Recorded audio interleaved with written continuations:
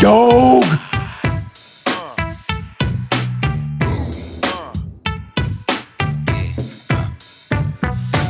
What up, everybody? Welcome to Coffee Hour. My name is Paul Abernathy. Thanks for joining me today. It is Monday, the 12th of May. This month is clicking by, buddy. I mean, I don't. I used to say when you get older, it's like the years just go by quicker. When you're younger, you feel like things are going to last forever, right? You ever been? You're in high school or you're in college, and you're like, Jesus, this is never going to end. Am I ever going to finish this thing? Am I ever going to get this degree? Am I ever going to whatever? And then when you get older, it's like, just, dude, I swear, I just remember we moved into this new house. We moved from Texas back to Virginia. Most of you remember is back in November of last year, and you blink and you're like, dude, it's already May. Crazy. But anyway, welcome to Coffee Hour. It's the show that we do every day, Monday through Friday, to get your juices flowing, get you ready for the day, maybe talk a little code, talk a little bit of whatever you want to talk about. As always, I live vicariously through you and your success, and I appreciate all of you that join the show and that have bought our courses or any of our programs or any of our swag. I appreciate you. But do me a favor, let me know in the chat who you are, where you're from, and what you got going on. If you're studying for an exam, you got questions about exam prep or something about electrical exam, we will try to answer that for you.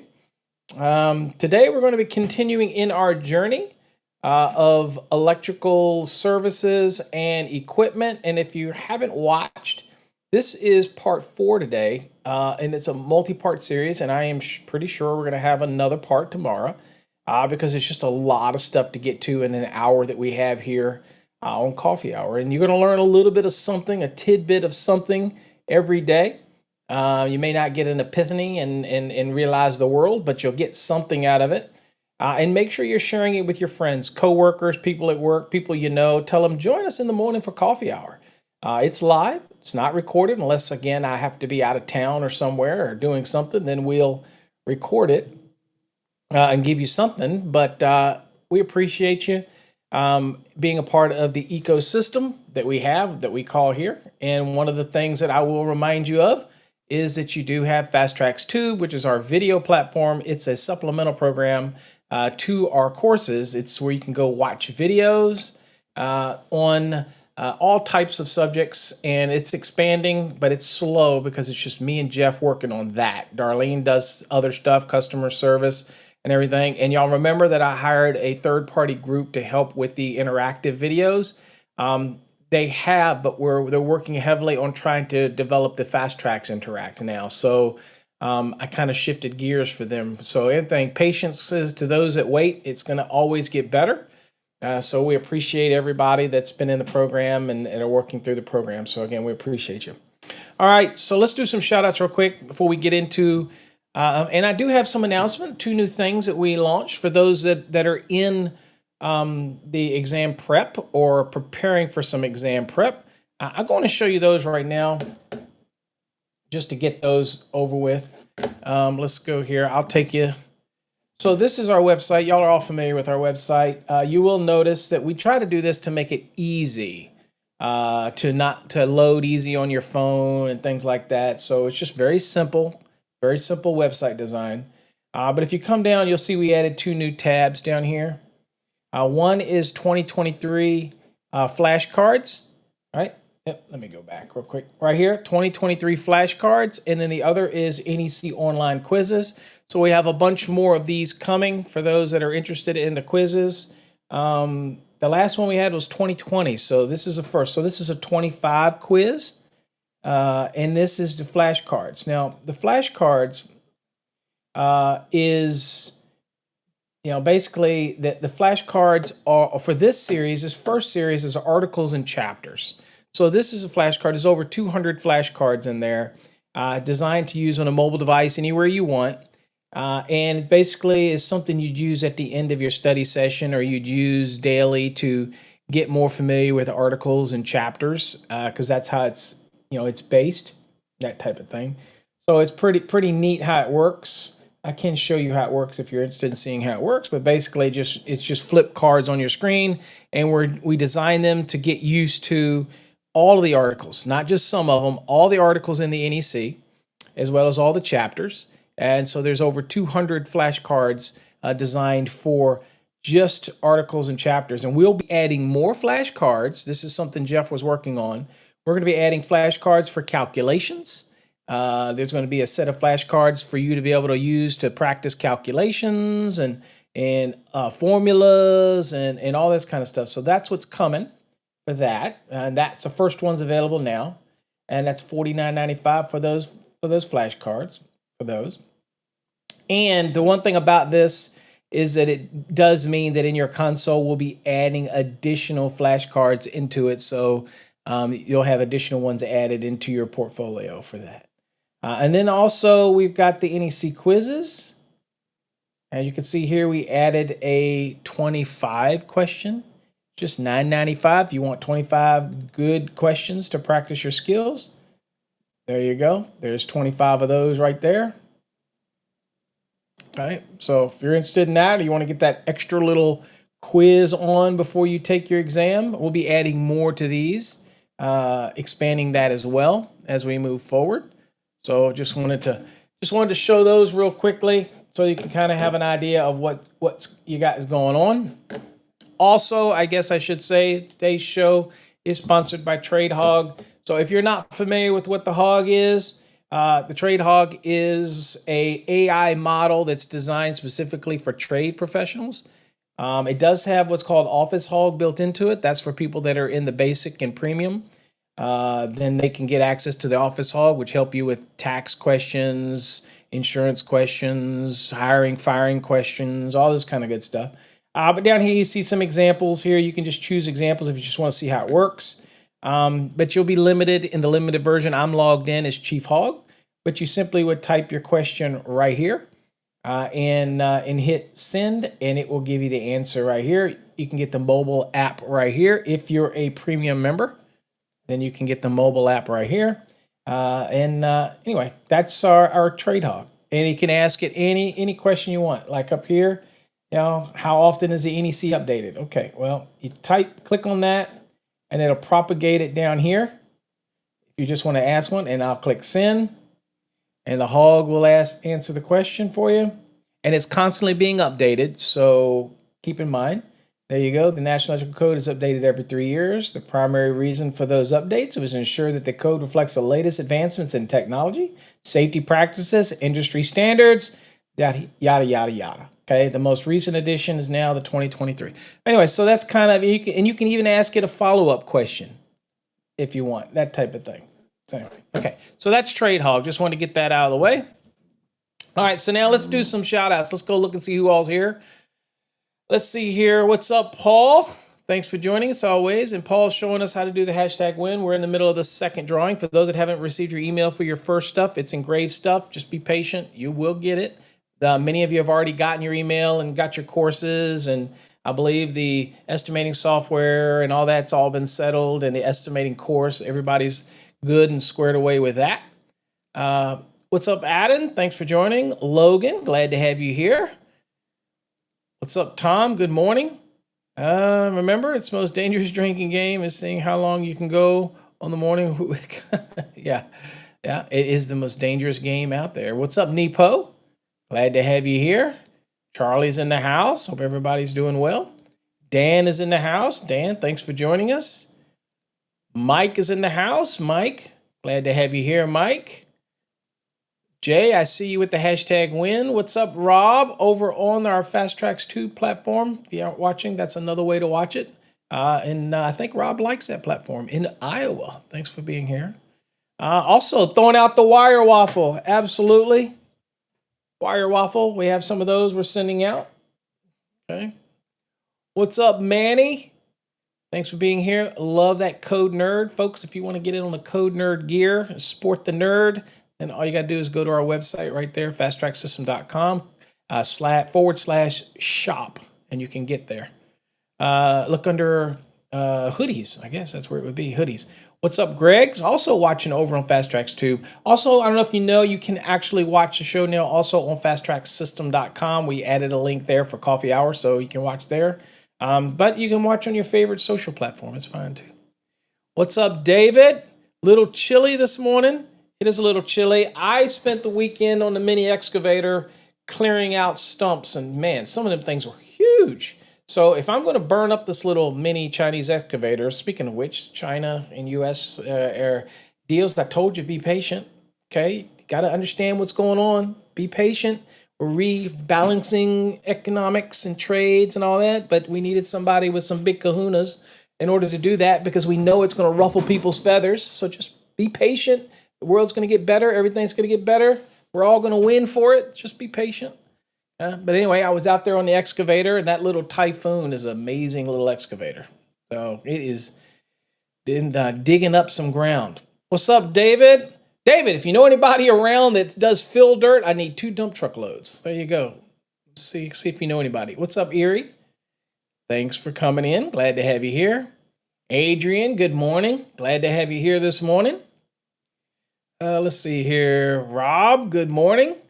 Throwing out that hashtag win. Let's see here. Nepo says, I got a question regarding the E1 exam. E1 is generally residential. Other sources was actually based on the IRC instead of the NEC. Can you pass it with the NEC? Yes. So I always encourage people to study for like the E1. So for those that don't know, E1, E2, E3 or ICC type exams. E1 is a residential, E2 is commercial, E3 is plans examiner. The problem is when you get into E2, which is commercial, it uses the NEC, and so does the E3. The E1 is kind of based on the IRC, International Residential Code, which regurgitates, for the most part, the electrical portion from the NEC. So, and there is a conversion chart inside of the IRC that will help you convert what is NEC and what's the numbers are for the IRC, that type of thing. Through the years, I've trained plenty of people to pass the E1 using the NEC rather than the IRC. And the reason for that is when you read something in the E1 exam and it's electrical, it's going to ask you the questions that you can find the same answer in the NEC. It's just that it may give something like E whatever, and you're not familiar with that. It's not going to jive with the NEC exactly, but it is going to prepare you if you're planning on moving on to the E2. But can you pass it using the NEC? Absolutely, you can. Just remember that there's when you're studying, you should get an IRC with the electrical portion in it, and you should study along with the NEC. Now, if your state allows you to write in your book, you have to check, because don't say Paul told me. Don't say Uncle Paul told me I could write in my book. Need to verify that. But if you can, there are students in certain areas that will actually take the IRC and right next to the E number, they'll actually write the NEC number, that type of thing. And so it kind of gets them used to it and that type of thing.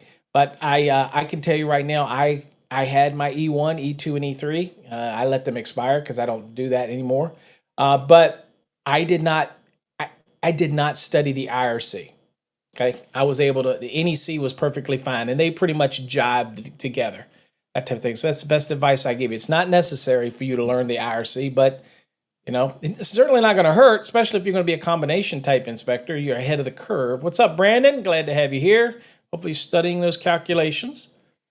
What's up, Frank? Glad to have you here. What's up, Daryl? Glad to have you here, my friend. Who we got here? AJ, I see you in there. What's up? Ariel, good morning from up in Philly. Glad to have you here. What's up, Edward? I see you. Let's see. Yeah, Tom, the E1 will have a few off-center questions, but for the most part, you should be able to pass with the NEC. But again, it's like I tell people when it says, can I study for the 2023 using the 2017 code? And I'm like, no. There's enough significant changes that it could screw you up. Unless you're going to study with both documents in that type of thing. You really should be studying with the the NEC for whatever the test you're taking. So if the state's on the 2023, you should have the 2023. Can you pass a 2020 with the 2017? Yeah, there's only some things were moved around a little bit. And of course, there's a few little nuances, but other than that, you should be fine as long as you're aware that there will be some number changes that may throw you. But if you study properly and you do a structured program, then really you're just looking for the code and you're going to be using the index when necessary to look things up. So it shouldn't be that big a deal. Now, going from a 2017 and then trying to take the 2023 exam, I think that is such a significant jump, and a lot of things, new articles, things have moved around so significantly, I think you'd struggle. I can't say you wouldn't pass, but I think you'd struggle. And so I'll hold my advice is you really should be studying the cycle that you're going to be testing on. But I get it. Some people say, well, Paul, you don't offer a 2017 program anymore. I have no choice but to go to the 2020. And that is true. We stopped the 2017 just because of the system migration that we're doing. But you still should be fine. You just have to pay extra attention to it. Let's see. What's up, Chad? Glad to have you here. Val, I see you in the room. Glad to have you here. So we're going to get into equipment a little further on electrical equipment today. We just happen to be starting with in a residential, and we're going to be talking about the emergency disconnect requirement in 230.85. So if you got your code book, I do have my code book. Okay, so I have that all geared up whenever we need to go look at it. But if you have any questions about the emergency disconnect, any questions at all about it, we'll break it down and go over it.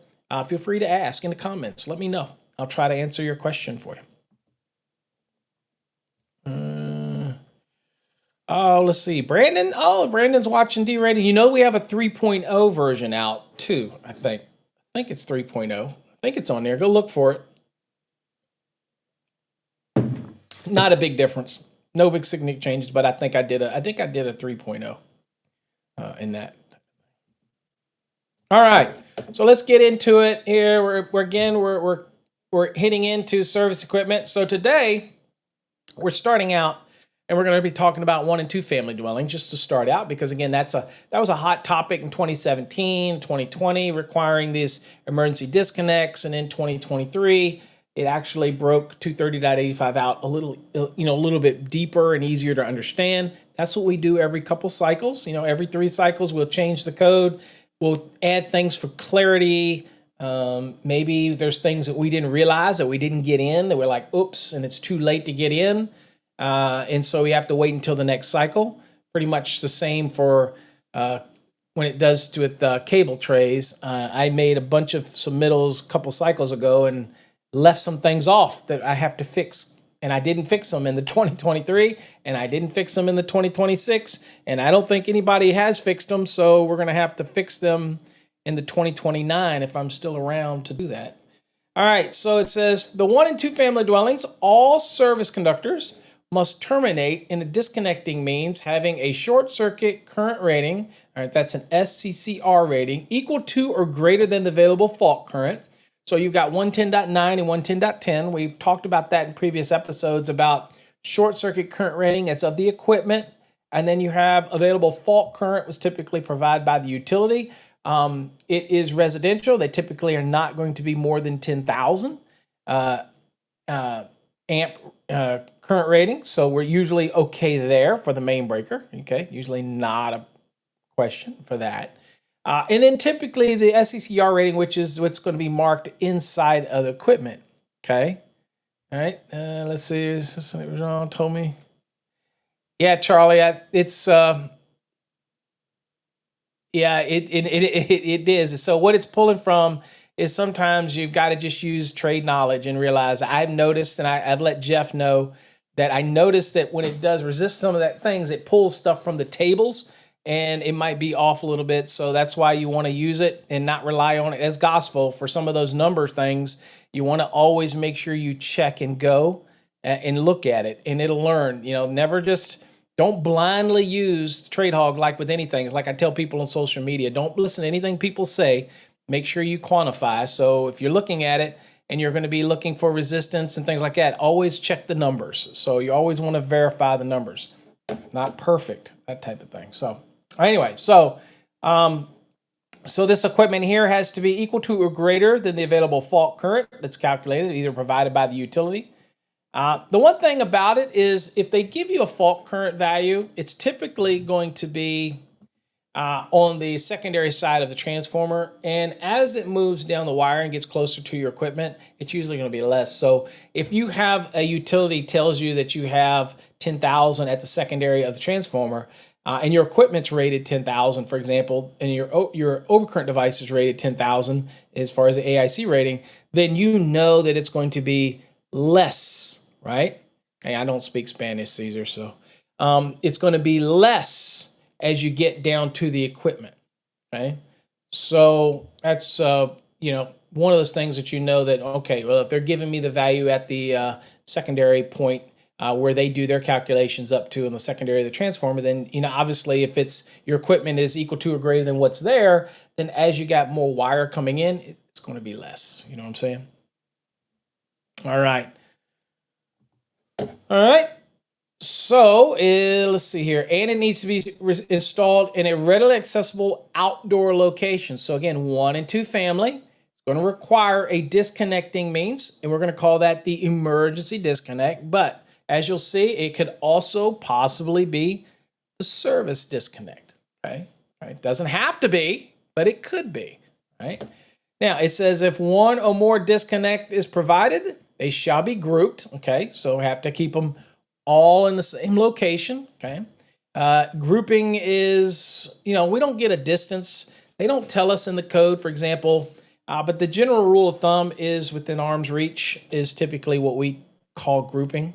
If you have it on a wall like this picture here, and this say turns a corner over here, and another one's on the other side of the wall, then it's around the corner. Then most jurisdictions will not consider that grouping because it's around the corner. Okay, so again, you have to work with your AHJ to come up with what they feel is the grouping. But typically, when I was doing inspections or oversaw it, I would say, look, they're all within the arm's reach, or all within the same location area, and you had to use a little common sense for grouping. Okay. Each disconnect shall be marked in accordance with 230.85, and the marking shall comply with 110.21b. Okay, so as always, when you're studying for the NEC or looking at it, you're going to go to code references. So we're going to go to 230.85 and look at it. And you're going to see in the 2023, by the way, I am using the 2023. We're always going to be using the latest edition of the NEC here on the show. You might say, well, I'm not on the 2023. Well, that sucks to be you. But for me, I'm always on the latest 2023. So again, this is a good example of making sure you have your code books to review. So here you go right there. You see that 1 and 2 family units, dwelling units, and emergency disconnect means shall be installed. It's not optional here. Shall be. Mandatory rules. You saw us talk about it last week. I believe we talked last week where I did a video on mandatory rules, shall be, shall not, things like that. Those are mandatory rules, not shall be permitted, okay, or that type of thing, which are permissive type of rules. So there you go. This is a mandatory rule. Location, the location of these emergency disconnects for 1 and 2 family dwellings, the disconnect means shall be installed in a readily accessible. Okay, we also know that readily accessible is defined term in Article 100. Okay, reach to without climbing over, climbing under, having to move some type of obstacle to get to it, things like that. Okay, there you go. Will services still be in 230 in 2026? I'd have to go look. I can't remember, Manny. At this point, I'm trying to refrain from looking at it all because we still have one more thing in June. Which, by the way, folks, if you're in Vegas, I'd love to see you. If you're out in Vegas, we still have one more to go to see. But it probably will change and move around. Everything's kind of moving. I tell you what's not moving is Article 250. It's staying 250, but everything else probably going to be jostling around. So I'd have to go look, Manny, but I don't know at this time. All right, so readily accessible, okay, defined term. Located, readily accessible outdoor location on or within sight of the dwelling. So again, it can be on the dwelling, or in many cases, sometimes people like to do. I used to do quite a few homes where they didn't want this emergency disconnect on the home or the service on the home, and so we'd have a separate remote location. And of course, the only difference here is in the remote location now, it typically, if this was the service disconnect, right, and the code requires to be outside or nearest point of entry, and it's outside, but it was a remote. And so it ended up turning it into a feeder going to my dwelling, that type of thing. And so there you go. Let's see here. Ratings.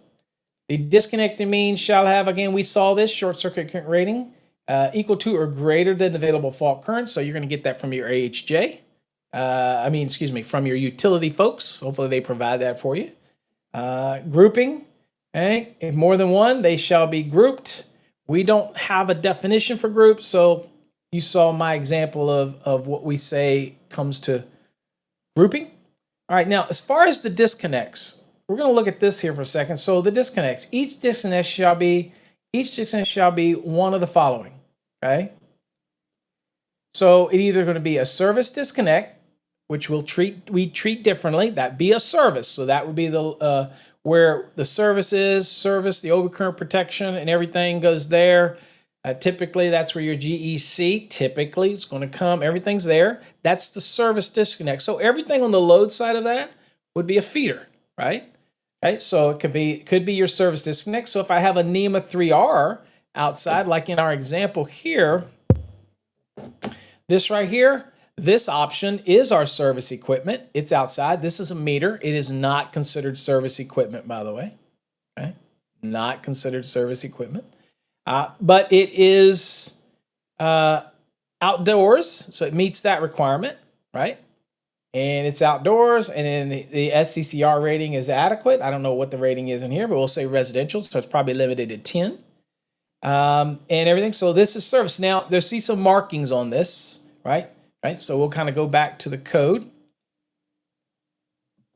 and pick up the rest of this here. So, okay, so service disconnects, so that's one option. The second is a meter disconnect integral to the meter mounting equipment not marked as suitable only for use as service equipment installed in accordance with 230.92. So this would be a meter disconnect. And it's typically, the typical meter disconnect would be installed so that they can remove the meter so that if there's any loads going on in a building, that they're not pulling that meter under any load. Now, very rare to see a meter disconnect installed in a residential application. And again, this is 1 and 2 family. But at the end of the day, it is an option for you to have a meter disconnect that's integral to the meter mounted equipment, not a bypass switch. Right? Not that little lever that's a bypass. This is a meter disconnect. Now, it is not marked as suitable only for use as service equipment. That's all part of the markings. That means that disconnect inside of the meter is not marked, okay, as suitable only for service. Okay, so and typically it's not when those meters have that disconnect in it. Okay, so that typically is just simply a disconnect, and that can serve as an emergency disconnect. But here's a significant thing for folks to remember. If that is just the disconnect, it is not the service disconnect. It's just a disconnect. So it's just like a meter. So when power comes in, your service conductors come in, they pass through the meter. Let's just say it's a 12240 volt circuit system. It comes in, it passes through the meter and goes into the service equipment, right? So at that point, it's coming in, it's passing through. It didn't change those conductors.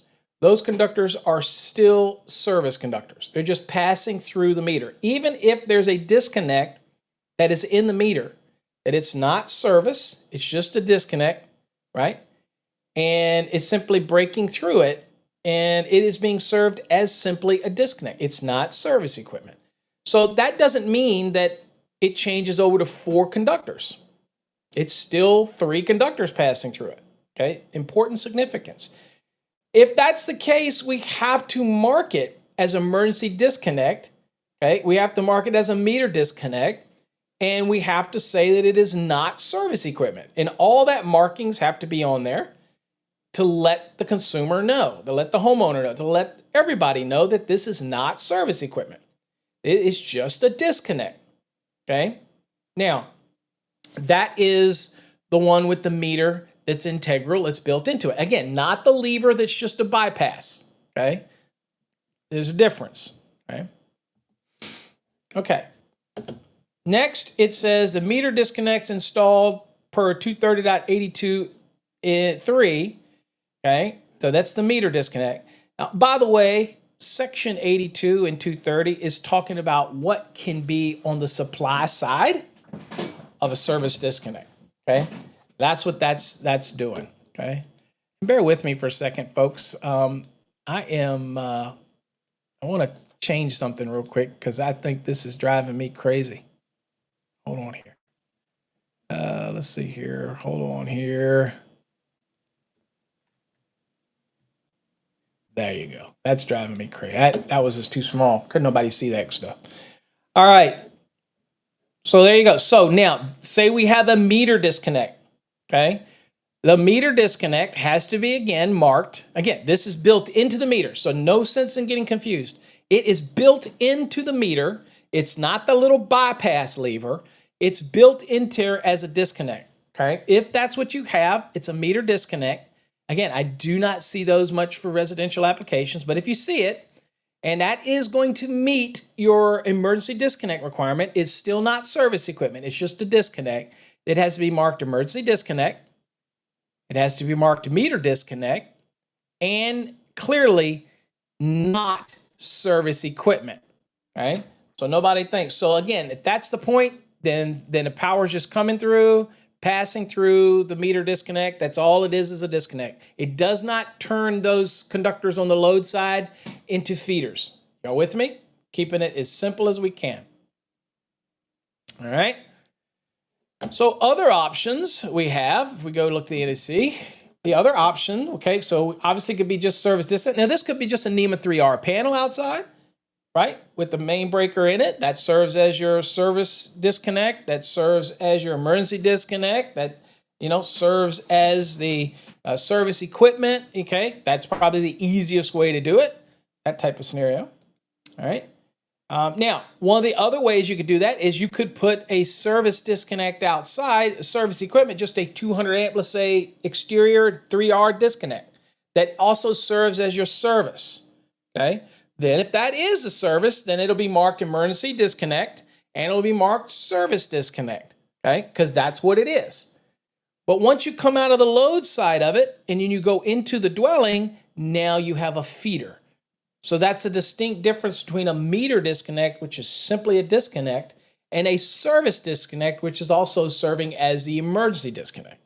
Okay, and for years, if I want to take a remote distribution panel, a remote load center, and I want to mount it further into the dwelling, I didn't want it to be outside. I didn't want it just be on the other side of the wall, but I don't want to run service conductors in my building because you can't do that. They're unprotected. How would I do that? Well, I would mount a 200 amp, let's say, exterior service disconnect. The only thing in it was one breaker, 200 amps, probably 12 inches tall and, 8 inches wide or whatever it was, and that would mount right there, right? And all it's doing is turning the service conductors come from the meter into it, meets the emergency disconnect, meets the service disconnect, and now coming out of it is my feeder, and that runs into the dwelling, and I can put my panel anywhere I want within reason, obviously. In my panel. So that's the most common application, and that's probably how I would still do it today unless I could do a back-to-back, that type of thing. I'm not a big fan of the NEMA 3Rs outside. It's not because I'm worried about somebody stealing something or getting in there or turning it off or whatever the risk.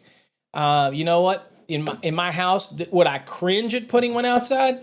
No, but I would say in my house, you better be fast, because if you're in my house and somebody tries to cut power and break in, I am so damn heavily fortified that you're not going to get very far, because I'm a light sleeper. I'll wake up and I will be out that house in a heartbeat, and you're running. I don't care if you're running away from me and you mess with my property. I'm not saying everybody, I'm just saying me. I'll yell at you, hey, buddy, what you doing? And the moment you turn around, you're going to be meeting God. Let's just say it that way. It's how I roll. You may disagree, and you say, Paul, no respect for life. Eat me. You know what? If you're messing with my property, you're stealing something from me, or you're trying to bring harm to my family, you're going to meet your maker pretty quick. Most people know I am heavily fortified. Okay. I got about 10 cameras around the property. Paul says, people say to me, they say, Paul, it must be exhausting to be that paranoid. No, cameras work fine by themselves. Not that paranoid. Gets it done. But at the end of the day, you better run really quickly. All right. So we saw service disconnect. We saw meter disconnect. Third option is other listed disconnecting switch or circuit breaker on the supply side. It doesn't necessarily have to, it could be just a disconnect itself. It doesn't necessarily have to have overcurrent protection ratings on it, that type of thing, right? Because that's not what we're trying to do. It's not service disconnect. It's not service equipment. It's just another listed disconnect switch. Okay, and you can get them in nice switches. You can get them in just a breaker that's not rated, just a breaker to disconnect available, but they'll be listed. And you're installing on a supply side of each service disconnect, which again, remember, because of this, there's still got to be a service disconnect on the load side somewhere, because this other listed disconnect is not service equipment. It's just a disconnect, and it is one of our options, okay? But you got to mark it as the emergency disconnect, right? And it is not service equipment. Again, just like the meter disconnect, it's not. And what's the significance to me? That's telling me that those service conductors are simply passing right on through it. All it's being used is to disconnect the power, emergency for first responders and whatnot, that it is not the service. That should tell you that, and people, I get these emails all the time. They go, Paul, if I do this, are those feeders now? Do I have to separate hots and neutrals? I mean, the neutrals and grounds and all. Yeah, this is still service. It's just passing through a disconnect, no different than it passes through a meter. Don't overcomplicate it. The key factor here is it a service disconnect? If the answer is no, it's just the emergency disconnect only, then it is still 3 conductors that pass through. Okay, that type of thing. All right, so you have to put the markings. Here you see red background with white letters, and the letters are leaf 1/2 inch high, and they have to be readable. It has to be designed for the environment. That's the 110.21. You can't use inkjets. You can't use, the labeling has to be rated for the environment to which it's going to be used, okay? And it can't be inside the cover. It has to be outside. You have to be able to see it before you get into it, that type of scenario, okay?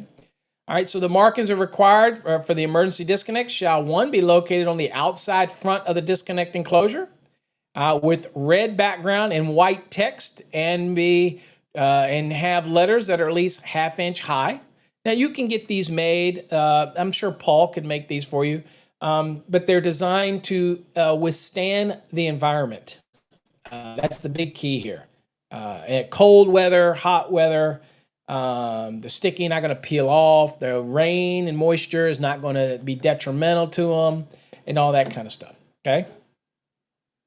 All right. Before I get into the panel board construction, because I find that quite interesting, we're going to finish out this requirement in 230.85. So here's your other disconnect right here, and again, you'll notice that it says not marked, that the other listed disconnect switch or circuit breaker that is marked suitable for use as service equipment, but it's not marked as suitable only for use as service equipment. So it could be used as service equipment, which basically is a situation where the grounded conductor gets bonded to the enclosure. So it could be marked as suitable for use as service, but it can't be marked as only, okay? Okay, so, but not marked as suitable only for service, because then that means there couldn't be any separation. So basically all you're doing is looking at the listed service the listed disconnect switch or circuit breaker, and looking and seeing what the equipment is. And I'll be honest with you, when you go looking for it online, that's your homework. go online and look at the different equipments, look at the listed disconnect switch and see whether it says that it's marked suitable for use of service equipment, but it's not marked as suitable only for use of service equipment, that type of scenario, okay? Now, if it is marked only use for service equipment, then you might be using it as a service disconnect, that type of thing. So you see how that kind of works? But if you want to use it just as a disconnect and not change the orientation of those conductors, you still want them to stay service conductors as they pass through it, and it's just a disconnect, then you need to make sure that it is not marked suitable for use as only service equipment, okay? All right, let's get back to, let's finish this up here. Replacement. Okay, a lot of questions real quick that people ask about the replacement requirements. So you're going in, you're doing a service change, you're doing some kind of upgrades or whatnot. Here's what replace says, where service equipment is replaced. So you're literally replacing the service equipment. All of the requirements in this section shall apply, and that is all the requirements here to require this emergency disconnect. If you're replacing a service in a 1 and 2 family, then you have to meet all these rules, okay?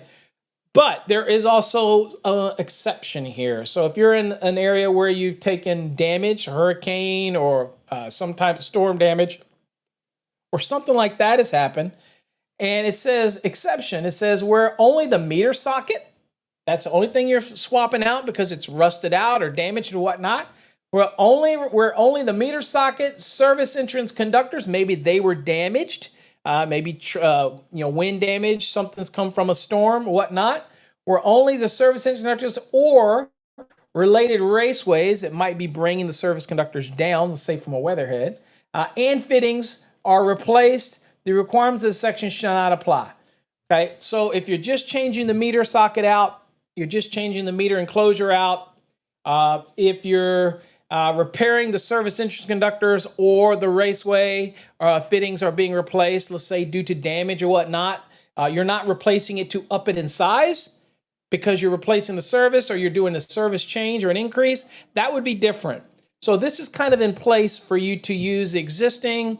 Obviously, if the service was existing or that type of thing, and you're just replacing these things, then it not going to require you to meet all these rules, right? That type of thing. Check with your local AHJ because in some jurisdictions, a like for like may not trigger this, even though you are replacing the service equipment.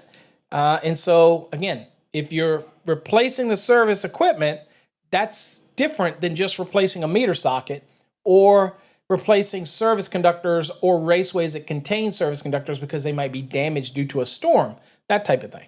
If you're literally doing a service change, then it could kick all these requirements. And now the big difference is maybe you have the old where you had the meter and it came straight back to back into a panel inside. So now you had no emergency disconnect outside. You're doing a panel change inside. Okay. Well, now you're going to have to, it's going to increase the cost of your project, right? Because now in order to comply, you're going to now have to relocate a service disconnect or a disconnect outside to comply with the emergency disconnect, right? And that changes things, okay? So now the good news is you can stay with the 3 conductor and add a listed disconnecting means outside. So those still say service conductors coming in. You're just going to have to put that disconnect outside and you can resupply this panel. And then you can have the main breaker in here serve as your service disconnect because you're still be reading the rules in 230.82 and outside or nearest point of entry. I don't know. Let's go look. I can't remember. Things change in this damn codes so quickly. 230.82 and 230. Where are we at here? Right here. Yeah. So there's your 230.82. Oh, no, that's the supply side. Excuse me. The 230.70. I'm sorry. So there's your 230.70. There's your service disconnect means in a readily accessible location. And it tells you it can be either outside the building or nearest the point of entry. That's correct, but you still need the emergency disconnect. So that's how I would make it work. If I was doing a panel change and it had a main breaker in it and a meter's on the other side, then I might have to do something and say, okay, well, I don't want to change I don't want to change inside the panel. So I still, maybe I'm changing it, but I don't want to separate neutrals and grounds. So what can I do? Okay, well, I add that list of disconnect outside. I'm still going to have, just service conductors coming in. So the panel is still compliant with 230.70. So we're still compliant there. And I'm also now compliant because I'm adding the disconnect outside that make it emergency disconnect. So you have to look at each job and see what it is to see what's going to be more cost effective for you, that type of thing.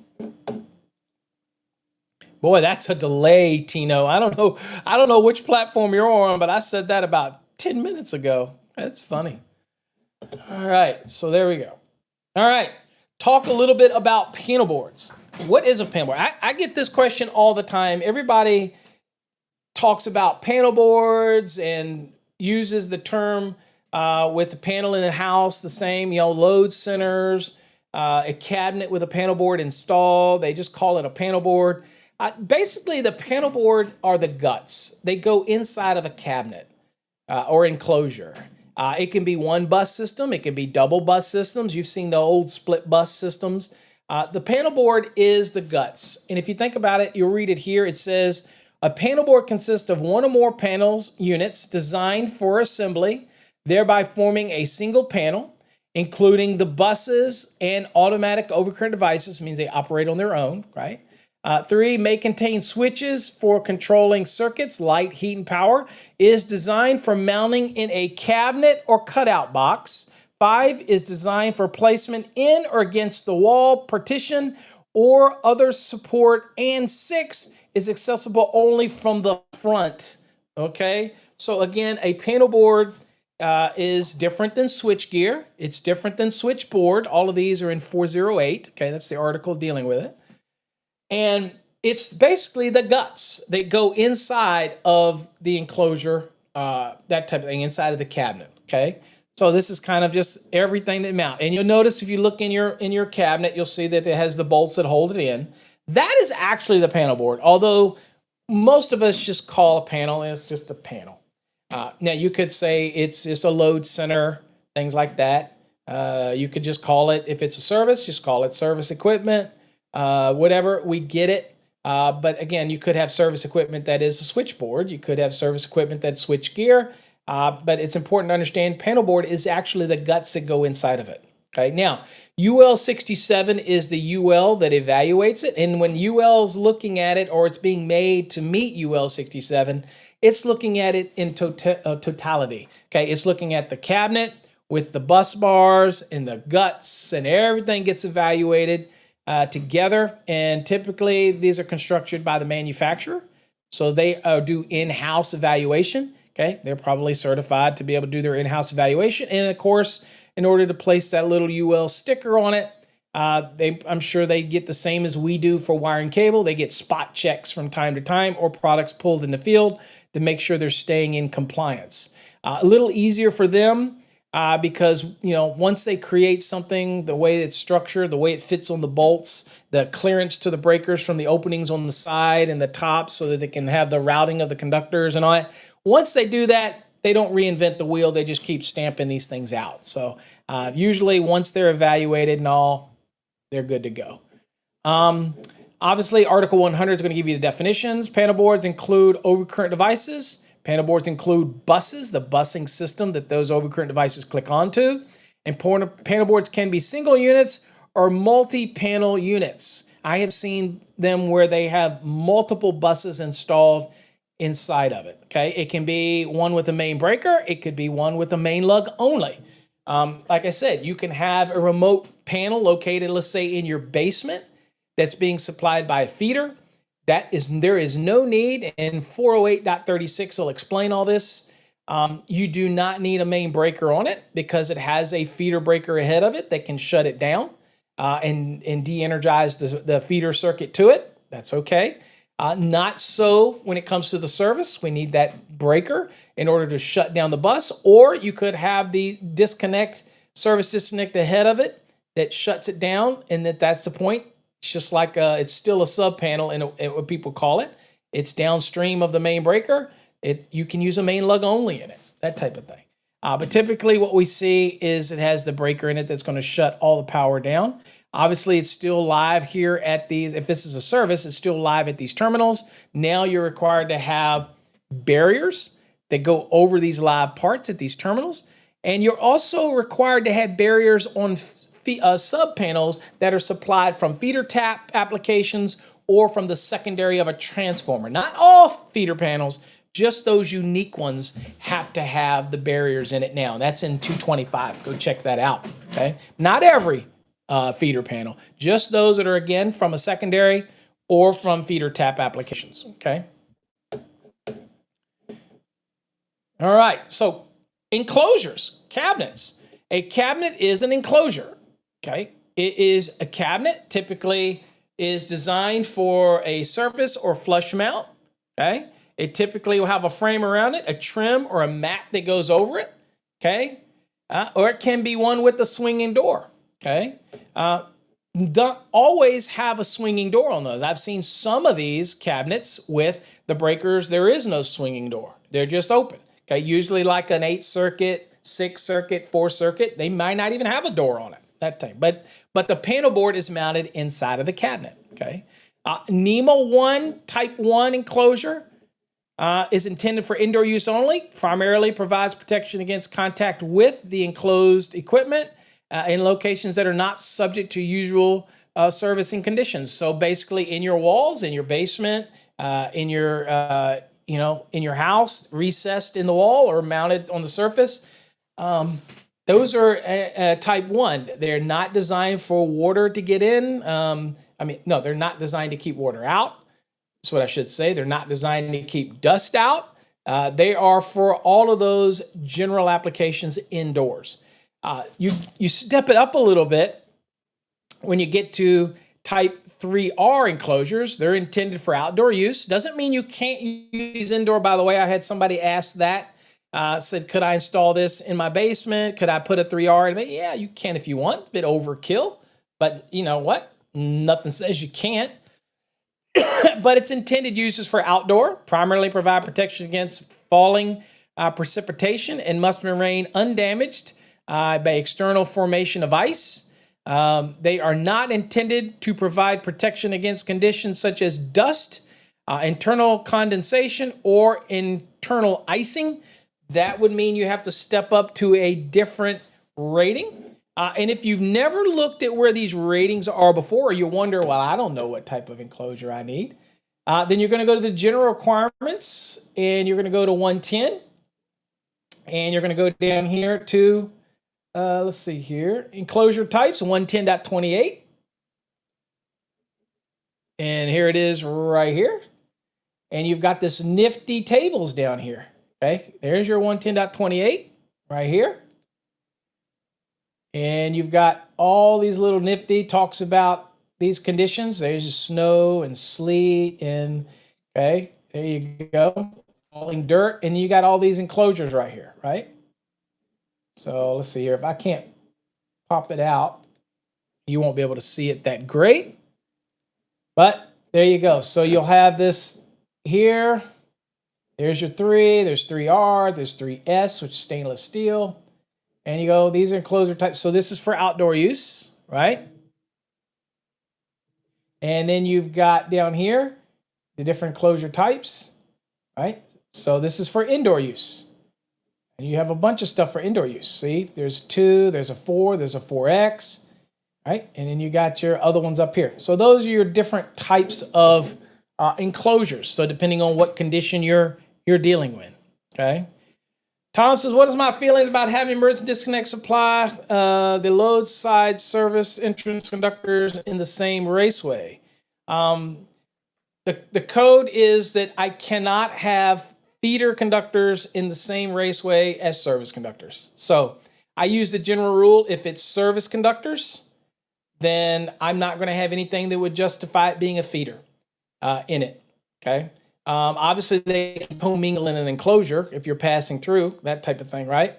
But if I've got a disconnect that's outside and that disconnect is still service conductors, it's going through a meter, there's still service conductors. If it's just a outside disconnect, serving as emergency disconnect, and it hasn't it's still service conductors passing through, then it's still service conductors all the way up until I get to my service disconnect.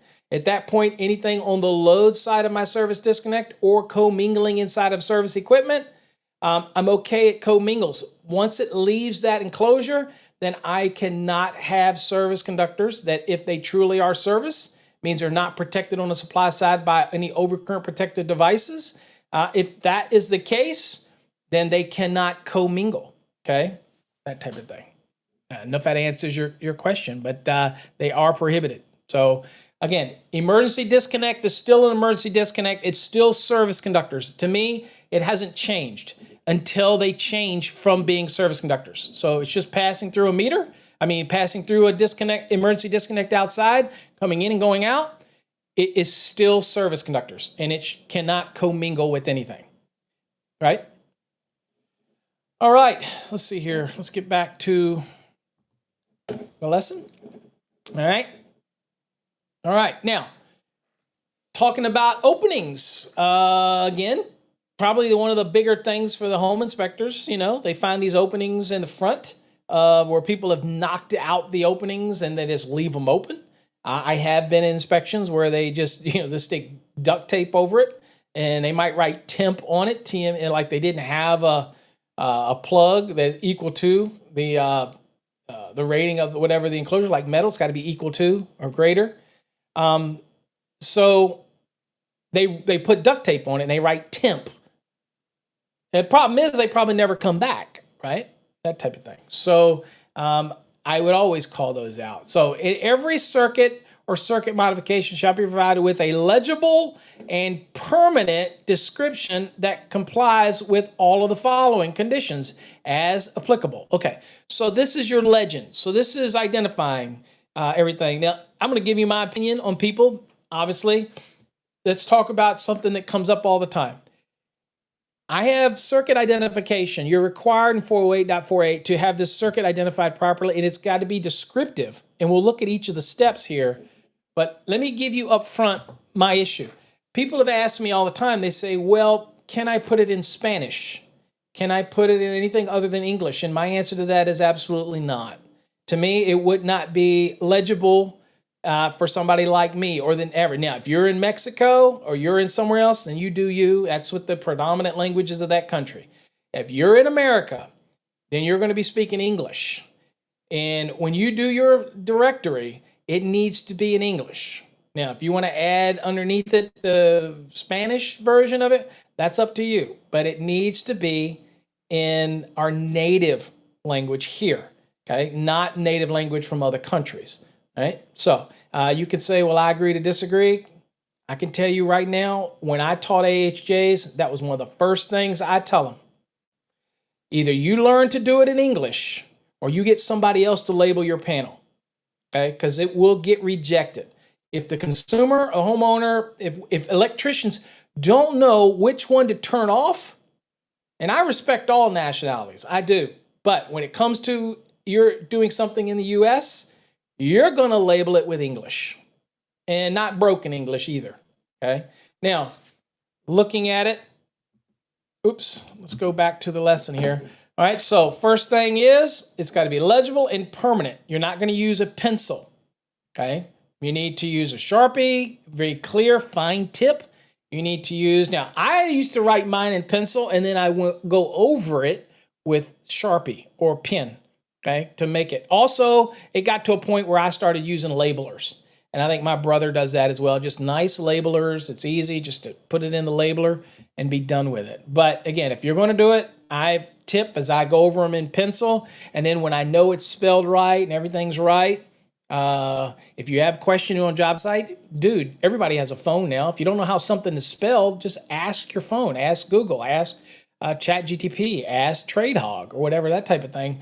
And make sure you spell things right. Now, okay, so legible and permanently describes and complies with the following. 1, locate at each switch or circuit breaker in the switchboard or switchgear or panel board. Number 2, includes in a circuit directory that is located on the face of, inside of, or in an approved location adjacent to the panel door in the case of a panel board. Okay, so typically it's going to be on the door. I have seen areas where the AHJ is okay for it to be mounted on a next to it, or that's usually I don't see it anywhere other than either on the inside of the door. I've seen it on the cover of the door, believe it or not, and I've seen it mounted hanging right beside the panel, and that AHJ was okay for it to be right there in the vicinity of it. They were okay with that. Again, AHJs either way, but it has to be, the directory has to be there. Number 3, it has to be clear, evident, and specific for the purpose for each circuit. So you can't say, for example, if you knew that it was going to be Johnny's bedroom, that is too specific to say upstairs Johnny's bedroom, because they could sell that house and move out, and it may not be Johnny's bedroom anymore.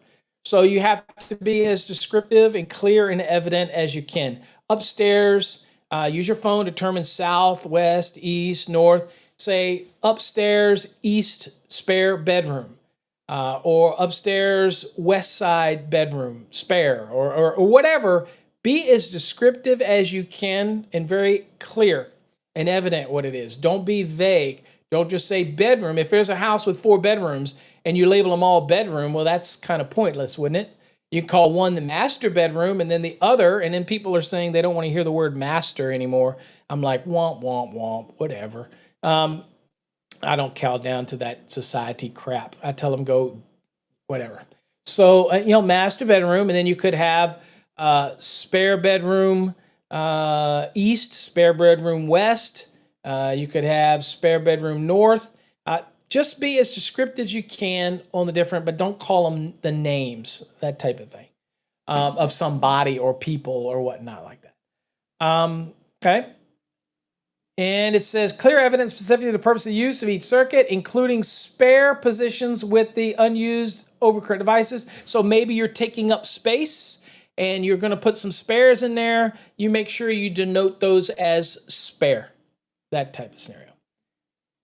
I would definitely do the spare ones with labels rather than Sharpie spare, because then it sucks when somebody wants to come in and write. But you can get the little clear, the little white labels that go over top of it so you can rewrite it. And it's just, your electrician that's coming after you may not have it, and so it's an inconvenience. So on the spares, I would probably use a label or something on it. But the point is, it really doesn't matter. You still got to label it as being a spare, okay? And we can argue that pencil is not permanent, that type of thing. Okay. All right. Anyway, let's see here. Number 4, describe with a degree of detail and clarity that is unlikely to result in confusion between circuits. Okay, we talked about that clarity and detail, evident, that type of thing, for what its purpose is. Number 5, not dependent on transient conditions of occupancy. Again, basically that means don't call it the name of somebody in the household or whatnot. If you're wiring for somebody and the people, you don't want to call it Johnny's bedroom, Jill's bedroom, that type of thing. You don't want to do that, okay? And 6, clear in explaining abbreviations and symbols when used. I would steer away from abbreviations, okay? Because people can get confused. So I would write it out fully, unless it's a abbreviation that everybody is aware of. I would steer away from using symbols on anything. Like I have seen people that will put the receptacle symbol on it and then put a G for GFCI. But that's not descriptive enough. We don't know what bathroom that may be to, whether it's a basement. We don't know what it is. So I would say steer clear of any of that. Frank, what type of label engraver do you have? Not an engraver, just one of the label makers that you put in. Brother used to make, well, I guess it was years ago, I had one Brother label maker that makes the peel and stick labels and that type of thing. So it's like a thermal. You can get the thermal ones, which just do the black, and they'll last for almost ever. And you can just do a labeler. And those now you can get labelers on Amazon, God, cheap, that type of thing. But one back in the day we had was made by Brother, I think, okay? Let's see. Erie says he got in an argument with, what are you doing getting in an argument? Got in an argument with the Port Authority at LGA because they wanted us to label the unused spaces as blank. No argument, that is code. So yes, so even, they wanted you, instead of putting spare, they wanted you to write blank on them. Well, that's at the end of the day, that's, up to them, I guess. But let's go look at the code. While we're here, we always like to go look at the code. So let's just go to 408. Or I keep saying O. I always somebody that goes, Paul, it's not O, it's 0. I'm like, whatever. You can tell I have low tolerance for BS, right? Okay, let's see here. All right, so here's your circuit identification, right? In A, right here, each circuit or circuit modification shall be provided with a legible and permanent description. Notice this is all kind of grayed out, right? Or kind of tanned out. So this is new language for the 2023, just adding clarity, all right? And let's see here. So I've read you each one of these. Let's see here. Let's see here. Let's talking about. Let's see. Just so. There you go. So right here. So it says again. This is what the code says. So to support your argument here or not, it says clear, evident, and specific for the purpose or use of each circuit, including spare positions with the unused overcurrent device. So the argument is you don't have to use the word spare. You can use blank, unused. I think spare is the best thing. That's what it is. But it may be just what they wanted. So hardly worth an argument. I just put blank on it if that's what they want. But I prefer spare. But again, to each his own. That one's probably one. I love a good argument, right? But that's probably one of those examples where I'm like, whatever, dude. If that's what you want, I'll put blank on it, make you feel better. All right, how about those openings in the front? I know y'all never leave these opens. I was telling you where a guy was covered these with duct tape because he didn't have any fillers and he didn't want to put the breakers in there because they cost money. So he didn't want to put spares in there. So he put duct tape over it and wrote on there temp, like he was going to come back later. And he thought that the inspector was going to be okay with that. Well, the inspector was not okay with that. I know the inspector intimately. And so that was not going to work. So unused openings other than those intended for the operation of equipment, those intended in operation equipment, by the way, unused openings, you have drain holes, plug holes, you have weep holes, mounting holes. Those are for an intended operation. So there you go. So it's one of those things like, okay, those holes are for intended or mounting equipment. I can't close those holes. They're designed for that purpose, right? Okay. They're intended for mounting and whatnot, and they're part of the design, right? So again, I can't close those. So a lot of people read this and they go, oh my God, you got to close all these openings. I've had inspectors argue that. And I'm like, dude, I don't have to close the weep hole. That would be the point. I don't have to close the mounting holes. I don't have to close those, but I do have to close those that breakers would go in and things like that. Okay. So what did David say? David said, had an electrician duct tape the metal knockout back on last week. Yeah. We see it all the time. And they give us a bunch of grief when we fail. And I'm like, come on, you're nitpicking. I'm like, dude, it's code is code. I used to argue this all the time when people would argue with me or argue with inspections. And I would say, dude, it's much easier just to follow the code. Yeah, code is not designed to be convenient. Sometimes it's inconvenient. But it is what it is. That one time you use duct tape or something, and you know what? When I was growing up, I was very curious, and I know all kids are curious. If it's just duct tape, so I can come along. They see Daddy is an electrician. They come along or whatever, and they go sticking something in there. It costs you more to have to do things twice than it is to do it right the first time, right? So I don't know why people argue over that kind of stuff. They're like, well, NEC's stupid. I'm like, just do it per the NEC and be done with it. Why you cry about it, right? And just do it right. Does it mean you might have to make an extra trip to Supply House? Yeah, get over it. Life is like that, So anyway, So, for example, somebody knocks out these. Other thing would be smart is don't remove the plugs. You already have them on there. You're supposed to take them out. If you screw up and you take them all out or more than you need, then it's your responsibility to fill them, right? Okay. Now, unused openings, other than those intended for the operation of the equipment, those intended for mounting purposes, or those permitted as part of the design for listed equipment, okay, KO plugs and things like that, shall be closed to afford protection substantially equivalent to the wall of the equipment. Now, you buy these, and they'll just snap right in. And again, some people argue, well, if it's a metal, how is plastic equivalent? Look, that's fine. They make them designed for that. Okay, we can really get into the semantics. There's a plastic breaker installed in the damn thing, so why should it matter if it's a plastic filler? You get me? Those are the kind of things that people argue, and I'm like, really? Life is a bit short to be arguing over those kind of things, okay? If it's a filler, it's designed to snap in there. What's the difference if it's a plastic breaker in there? You're basically covering the hole, okay? But I know a lot of people that say substantially equivalent. They're like, oh, well, there was a metal tab on there, filler, you knocked it out. I need you to put metal back, right? And that's where the guy will argue, well, I'm just duct taping the metal back. And I'm like, no, it's not going to work, okay? So get a filler plate, put it in, or put a spare breaker in there. And you're like, dude, I'm not sacrificing a freaking breaker for that. Well, that's you. You do you, boo. But again, you got to do something, okay? All right, so that is in 110.12a. Makes it very clear. Each disconnecting means shall be legibly marked to indicate its purpose unless located, arranged so that the purpose is evident. So this rule in 110.22a is talking about markings on disconnects.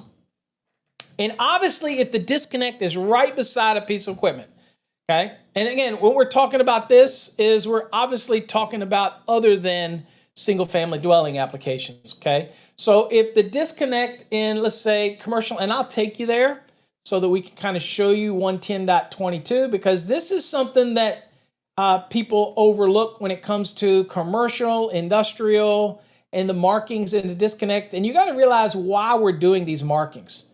We're doing these markings for us, the electricians. When I go back, I want to make sure I know where the hell I can go to cut the power off, unless it's evident, unless it's right beside it. So here's the A. It says each disconnecting means shall be legibly marked to indicate its purpose unless it's located and arranged so the purpose is evident. So even in residential, I got to make sure that I label it. Okay, so that's the golden general rule. I got to label it. Unless it's sitting right next to the air handler and you see the cable running over to the air handler and you're like, I know what this is for. It's not brain surgery.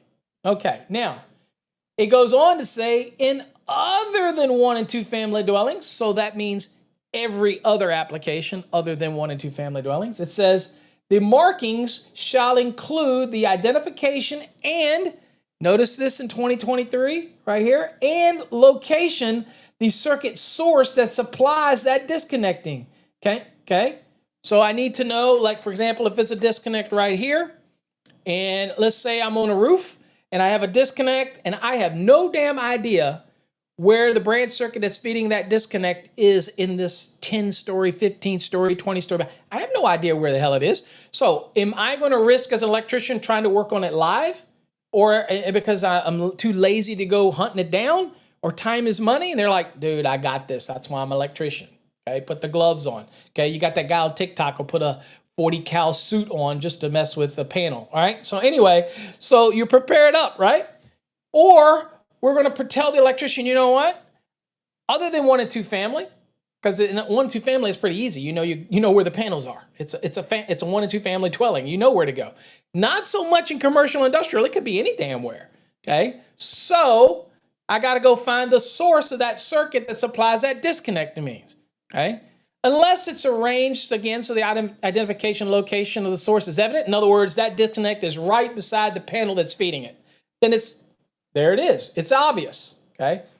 Where this came about was an example of rooftops, for example, where I have a disconnect and it's the source is down on the 2nd floor or 3rd floor, but the disconnect's on the rooftop.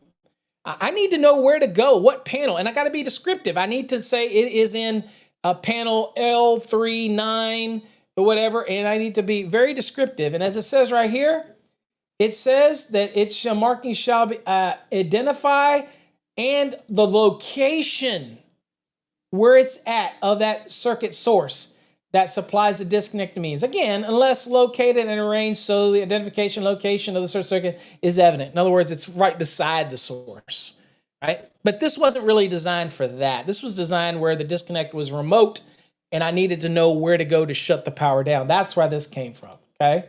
And again, it shall be designed so that those labels are durable to withstand the environment.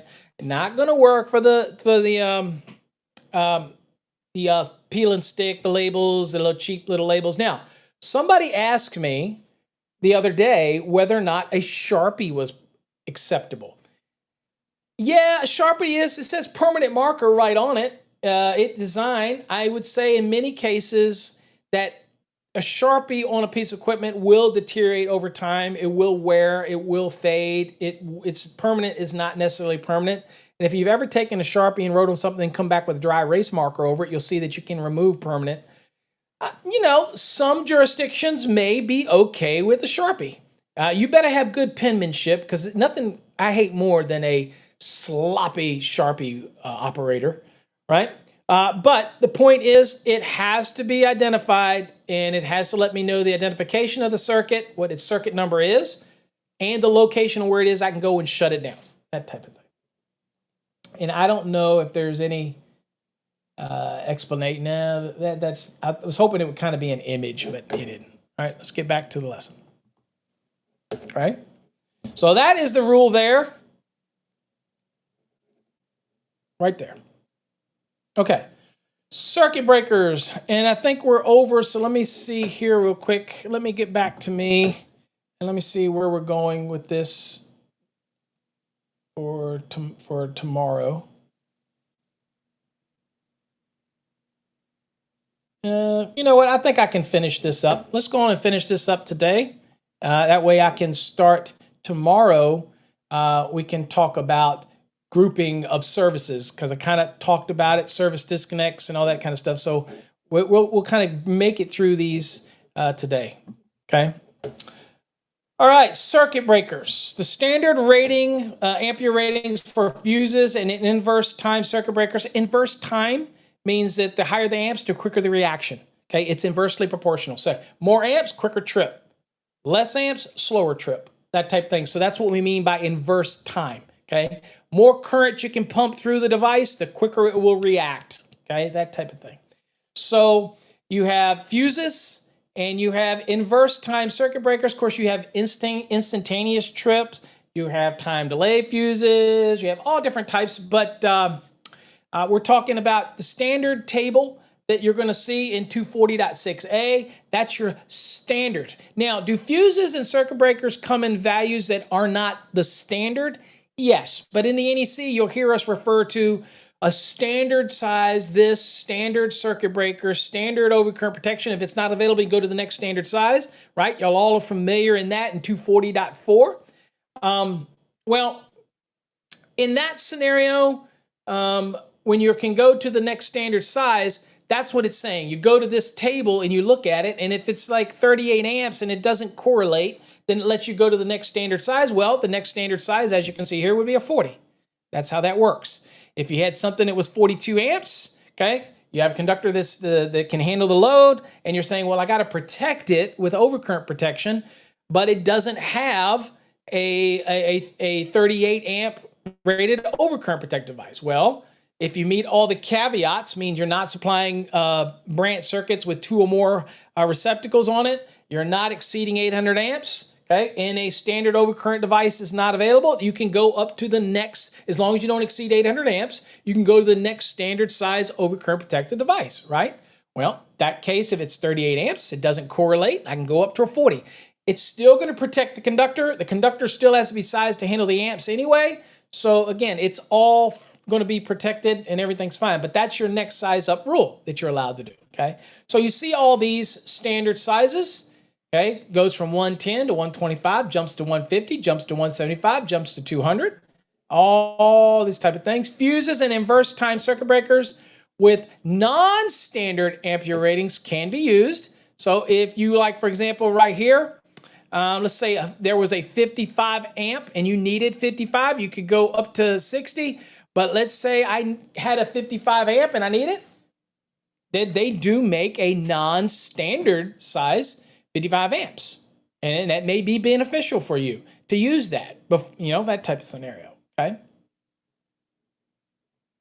Also, additional standard ampere ratings for fuses, which many people look at that table in 240.6a and forget that there's verbiage above it that say, oh, by the way, there are additional, these are standard fuses and inverse time circuit breaker ratings, but there are additional standard sizes. A 1, a 3 amp, a 6, again, probably going to use these only in equipment. Obviously not going to use any of these on a brand circuit, by the way. But anyway, 1, 3, 6, 10, and 601.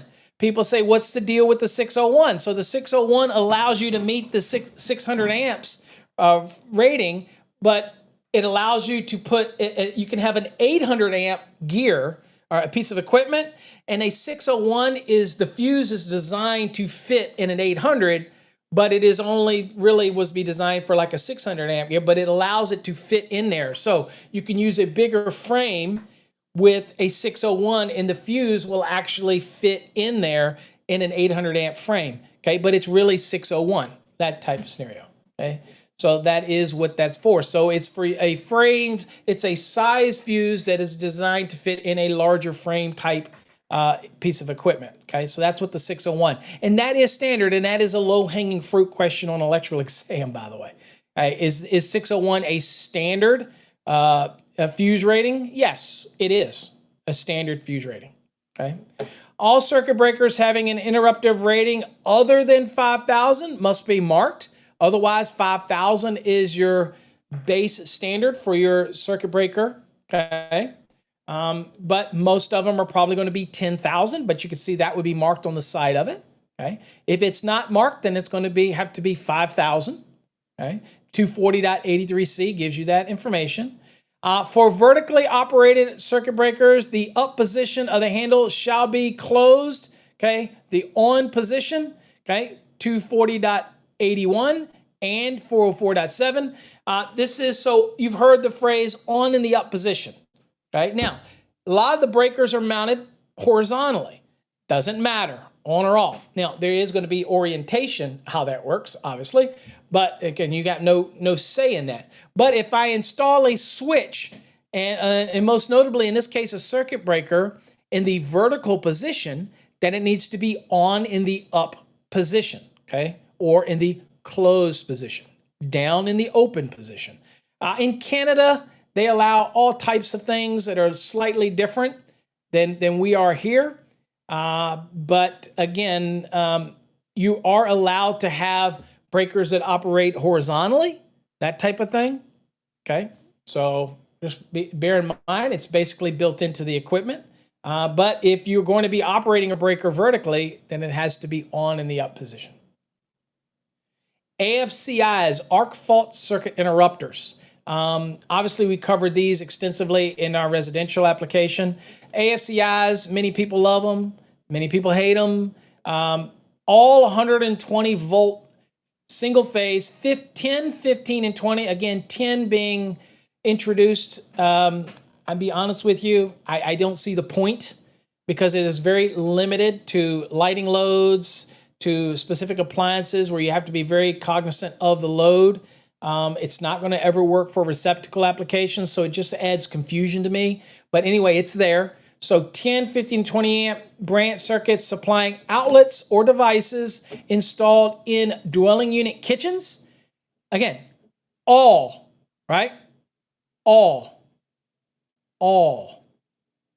Okay, all. Branch circuits supplying outlets. Doesn't necessarily, outlets does not mean a receptacle. That's a device. That's covered right here, okay?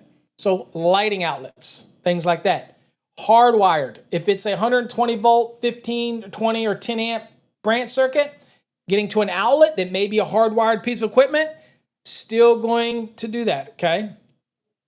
All right, so it says all single phase 10, 15, and 20 amp branch circuits supplying outlets or devices installed in dwelling unit kitchens, family rooms. I had a question about panel boards. Most of the panel boards have marked up, and you want it to be that side up. So inherently, that's the way you would mount them, and you wouldn't mount them horizontally. If they're evaluated to be mounted in the up position, or they have an up on it, then that's typically, again, Canada does some weird stuff. Let's see here. Where was I at here? Okay. Kitchens, family rooms, dining rooms, living rooms, parlors, libraries, dens. Let's see here. Hold on for a second. Let me get this geared up so we can go look at this real quick. Hold on here. Let me get this. Let's see here.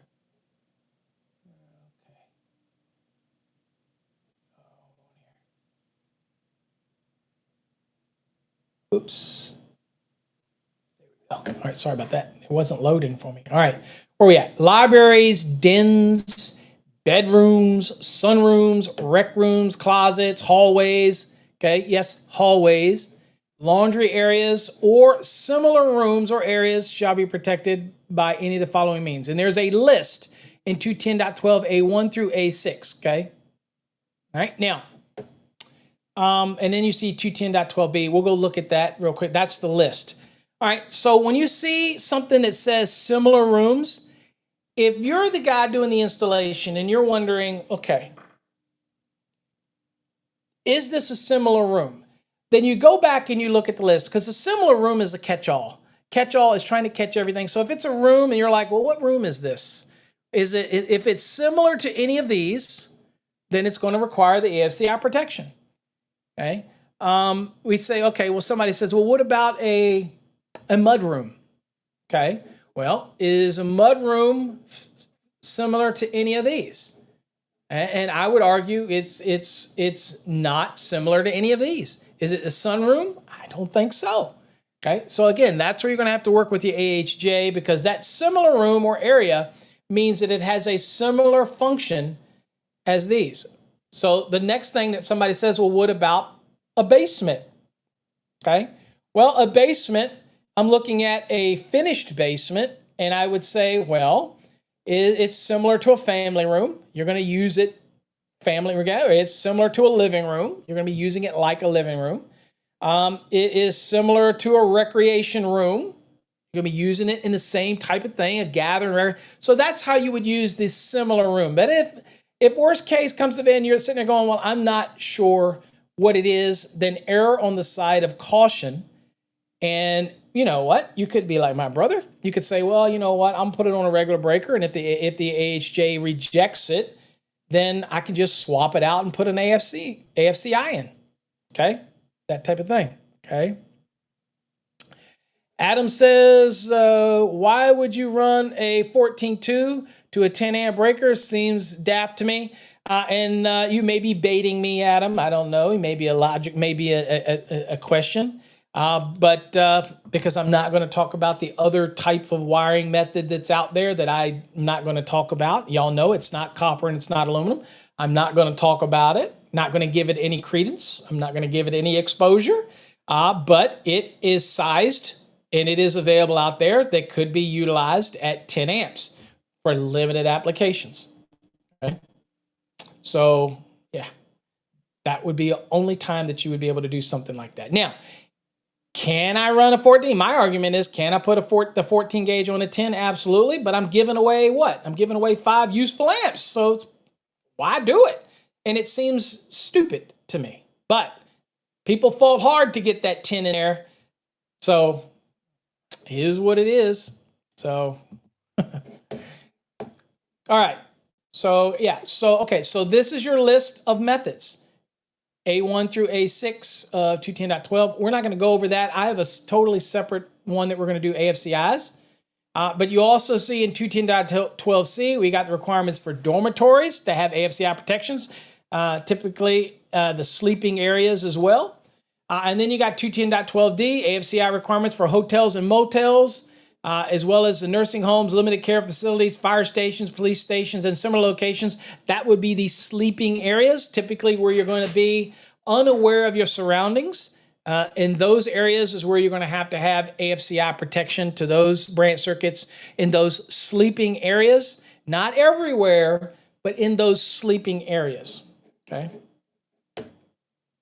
All right. Okay, hold on here. Hold on here. Trying to. Where was I at here? Okay. All right. So now let's go over, because your question was about the panel board. Somebody asked this question, so I just wanted to go. Let's see if it lets me go over here. So here's your panel board orientation for, I don't know who it was, Francis. Here's your panel board orientation. It said panel board shall not be installed in the face up or face down position. Okay. But nothing is saying how it can be oriented except for the listing of the enclosure.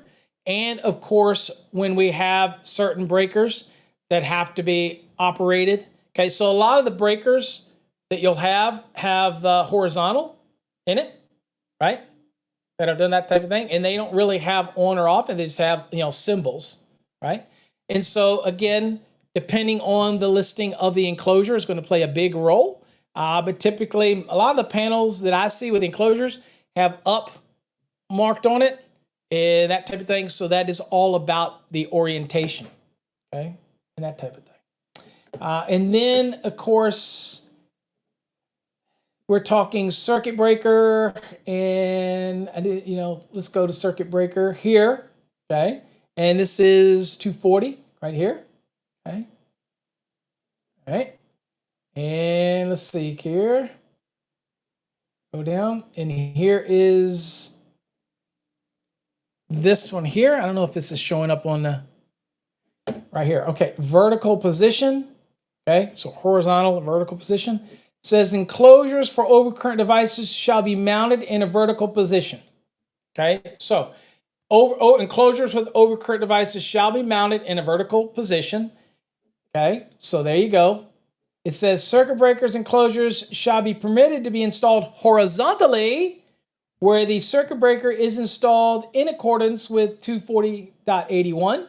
Okay, so 240.81 right here. And that is where the circuit breaker shall clearly indicate whether they are in the open off or closed on position. It says where a circuit breaker handle are operating vertically rather than rotationally or horizontally in the up position, okay, then the handle shall be, then the position of the handle shall be in the on position. So where a circuit breaker handle is operating vertically, up and down, rather than rotationally. I'm not familiar with rotationally. I don't know what that one would be. I'm sure they're available. I'm sure it's probably something I'm not aware of. Or horizontally, okay, so when it's operating in the vertical position, it has to be up, okay, up in the on position. So again, nothing's saying I can't have the breakers that are operating horizontally, okay, that type of thing, right? The breakers, okay? But the general rule is we're going to mount all panel boards, okay, in the straight up and down position, right? Vertically. But again, you then can go here and see when you can't. And I don't know if there's it doesn't show anything, but a commentary is just so we can see the kind. I don't know why it's squished up. So let me see if you're going to be able to see it all. Yeah, most of it. Here's what the commentary says, in case you want it. It says, if the panel board enclosure is mounted in the horizontal position, okay, this way, okay, it says compliance with this requirement that the up position of the handle is on or closed and the down position of the switch or handle isn't off or open limits the number of pole spaces available in the panel board. This results in some of these circuit breakers having their on or off position upside down. Okay? So again, opening or turning off a circuit breaker or switch is one of the steps necessary to achieve electrically safe work condition. Yada yada. Okay? All right, so long story short, when you go look at your panel, you're going to notice that the circuit breakers typically don't, the normal ones that are horizontally don't have on or off types, that type of thing. They're just circuit breakers. And I don't know, well, they have an on or off, but those are built into the assembly. So they're evaluated by UL 67 in their configuration. But the main breaker, now I've seen most of the main breakers I see are left to right, fine, but there is obviously a lot that go up and down. When it is up and down design, then that's the one that's got to be mounted in that position, okay? Because it needs to be on in the up position, that type of thing. I was hoping there was another diagram over here. I don't see it. I don't see the diagram. I thought there was a diagram in Link, but I don't see the diagram. All right. Anyway, let's move on. Okay, back-fed breakers.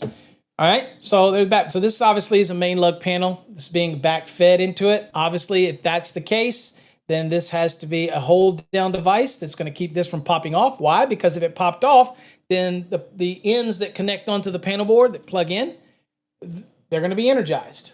Okay, so it pops off, then it's still hot, that type of thing. So back-fed plug-in type overcurrent devices or plug-in type main lug assemblies used to terminate field-installed ungrounded supply conductors must be secured to the panel board by an additional fastener mounting means that requires other than a pull to release the device from the mounting means in the panel. So if you can just grab it, it's a plug on. If you could just pull it right off and you're using it as a back-fed breaker, it's not going to work. Okay? It needs some device that holds it down. Not all panels are equipped this way, right? So one thing, you can't turn around and tap it and turn around and try to make your own. Okay, so if you're going to be doing this and this is your plan to do this, and you get a main lug only, and you're going to be feeding this, then you have to have the ability to hold that down in case somebody's opening it up and it pulls off, then it's still energized on the end, that type of thing. Okay, so that is 408.36D, and I think we were already at that. So let's go on and look at it. 408.36. Let's see here. What is it? 408.14. 408.36. Right here. So let's go to it real quick. We'll just go this way. All right, and we're looking at D. Okay, right here, back-fed, right there. So plug-in type overcurrent protecting devices or plug-in type main lug assemblies that are back-fed and used to terminate field-installed ungrounded supply conductors shall be secured in place by a additional fastener that requires other than simply pulling it out. So just if you can just grab it and pull it right off the bus, it's not going to work if you're going to be doing a back-fed. Okay, makes sense. Safety issue, pull it off. The end is still energized, and that would be a problem. I know some people say, well, why don't you just turn the damn breaker off and then pull it out? Yeah, I get it. And you might say, well, isn't that common sense? No. Code is what it is, so it's requiring you to do it, whether you like it or not. All right, and the last one we're going to end on, I think, today is torquing. Probably something that everybody, overlooks is the torquing requirements. So tightening torque values for terminal connections shall be as indicated on the equipment or in installation instructions provided by the manufacturer. An improved means shall be used to achieve the indicated torque value. A couple cycles ago, it was a lot of controversy over requiring a torquing screwdriver or a torquing wrench. It had to be calibrated. That is now still true. That's an option, but that's not the only way. So now the AHJ could accept other ways to validate torquing gets done, whether there's snap devices that literally torque and break off at a certain inch pounds or foot pounds, depending on what you're torquing. They make them now that they'll snap off. They'll make other types of, there are people that actually, manufacturers that will actually send a shear bolt style torquing device that will break off once it reaches a certain value. If you're in a location where they're in an older cycle that still says that you have to have a calibrated torquing tool, the calibration typically comes with the torquing tool. Technically, you're supposed to have that reevaluated annually. I don't know many that do. If you treat it with care, you don't beat it to death. Usually, it's going to be within the tolerances and it's fine. But again, the AHJ may say, nope, I want to see an annual certification that it's calibrated properly. Well, thank God that we've changed now and we allow other methods to do that rather than just a calibrated torquing tool. But that is still one of the methods that you can use. I have two torquing screwdrivers. I have two torquing wrenches. I'm not in the field anymore, but I use it. I used it the other day on the excavator to torque out some of the bolts. You can get one, if you're worried about the cost and just having one and using it, you can get them at Harbor Freight pretty cheap, and they're within the specs. They work fine.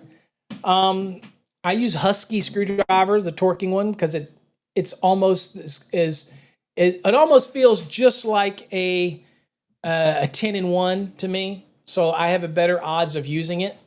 So that type of thing. But I'm not in the field anymore. So you got to go with whatever you feel comfortable with. But one of the biggest things that I see equipment break down is from over torquing. And heaven forbid you use that conductor that's now good for 10 amps that we won't talk about. Make sure you torque right. Make sure you torque properly. Okay. Same with any aluminum products. Make sure you don't. Tighter is not better when it comes to a conductor. Torquing it properly is better. Okay. So I get it. I see videos all over the place. Nobody's cracking out their torquing screwdriver or torquing wrenches. I get it. And I'm not here to be the ninny police. But if there is a breakdown down the road and it's at the lugs and it's at the termination, it's probably going to be because of a torquing issue. Probably is going to be either over tightened it or under tightened it, that type of thing. And you'd be surprised, it doesn't take a whole lot to get to the torque value. You're thinking, try it one time and you torque something out and go, that's it? And you can get it tighter, but you're like, that's it? That's it. Allows for expansion and contraction. It allows for the heat to expand and contract that termination, and it works in conjunction with the lugging. It's already been evaluated. Follow what's on the lug or follow what's on the manufacturer's equipment. You're going to be okay. Okay. All right, let's go to our contest. Let's do some giveaways. I appreciate you all hanging in there. Those that are still here. And hopefully I answered all your questions that you had. Let's see here. Let's spin the wheel. Give away some goodness. My coffee's gone. So it looks like there'll be another cup here in a bit. Okay. There we go, David. All right, David Huron. We are right out the bat. That is my favorite coin. The ultimate coin is my favorite coin. It makes decision for me to what music. Didn't I play music? I played music. Did I not play the music? Did I not hit the button? I'm sorry. I thought I hit. I wasn't annoyed by it, so.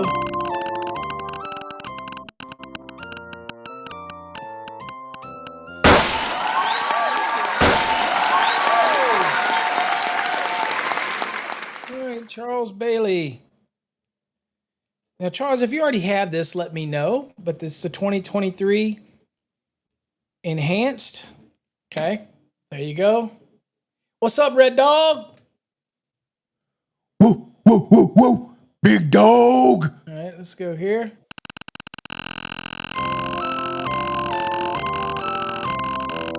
Sometimes I have a brain fart and forget to hit the button.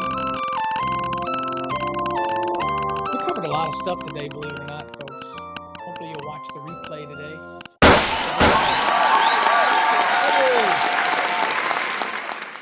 All right, Edward, you're in the drawing for the knife. And I am looking at a new knife that we have coming, but I saw another knife the other day that I was like, dude, it's only about this long, perfect for electrician, perfect. It's kind of like a cleaver blade. I was like, dude, there was a lot of room for me to engrave on it. I'm like, dude, I'm thinking we might have to add those in there. You know what I'm saying? All right, so Edward, I got you in there for the knife drawing. Oh my God, it is 2 hours. Dude, I forget, I lose track of time. I gotta skip my lunch today. Damn it. Fat people like me gotta have lunch.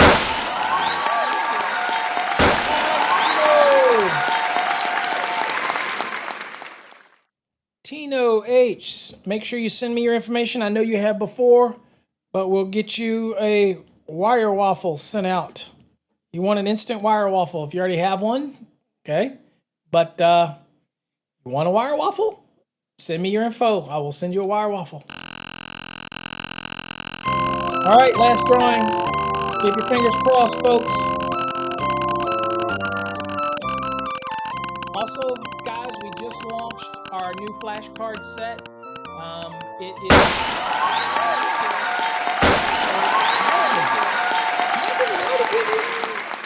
Jonathan, did you already win a wire waffle? Yes, you had won a. You won a wire waffle and you didn't want it, so we'll spin again for you.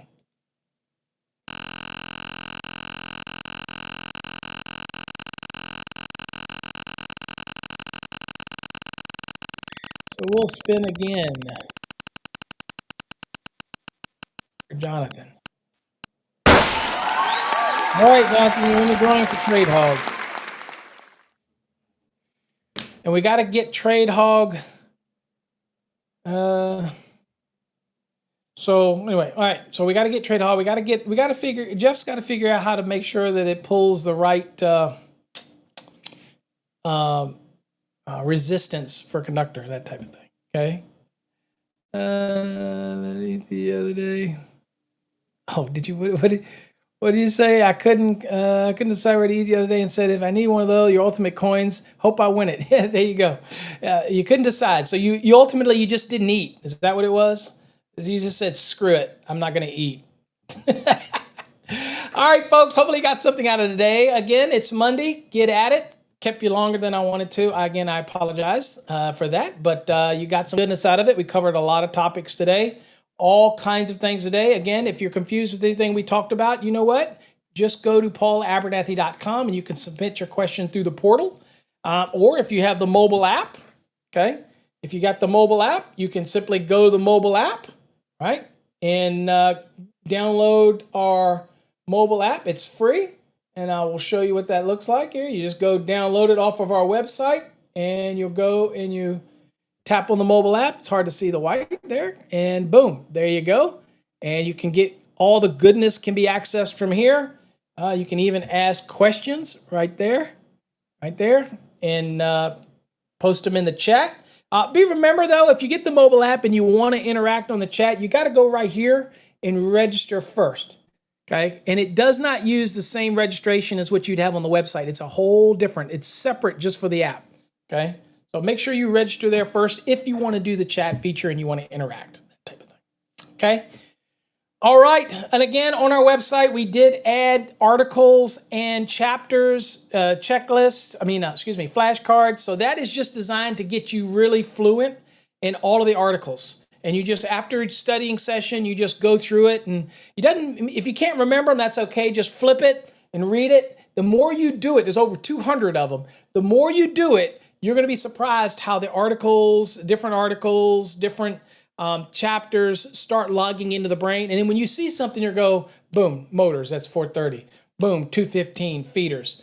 225, outdoor branch and feeders, okay? You're going to be looking at it, you'll be going, just by looking at 240, overcurrent protected devices, 100 definitions. You'll be looking at it, go 230 services, 210 branch circuits, okay? You'll just be rolling the stuff off the tongue, 230 services. You look at, oh, okay.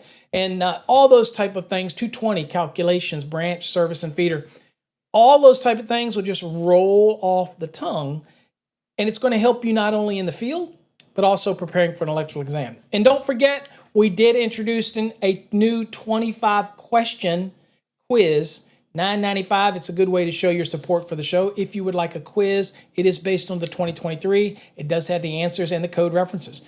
All right, folks, till next time, stay safe. God bless. And we'll catch you tomorrow on another coffee hour, plural, because I'm probably not going to be able to do it in an hour because I never have been. Long-winded, fat, bald, and talkative. Sad way to go through life, but it is what it is. Take care. God bless.